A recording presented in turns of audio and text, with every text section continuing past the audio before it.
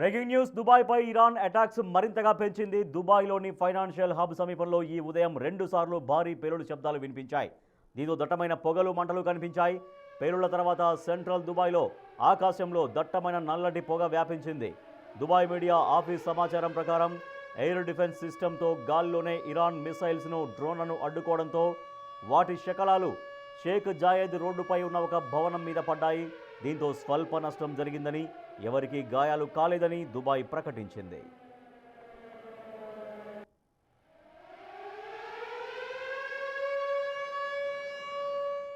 ఉదయం 8 గంటల సమయంలో దుబాయ్ వాసుల ఫోన్లకు దాడులకు సంబంధించి ఎమర్జెన్సీ అలర్ట్ మెసేజెస్ వచ్చాయి. సురక్షిత ప్రాంతాలకు వెళ్లాలని అధికారులు సూచించారు. గత 2 రోజులుగా Dubai Creek Harbour, Al Badaa ప్రాంతాల్లో కూడా డ్రోన్ల ద్వారా దాడులు జరిగాయి. ప్రస్తుతం Dubai air defence systems high అలర్ట్లో ఉన్నాయి.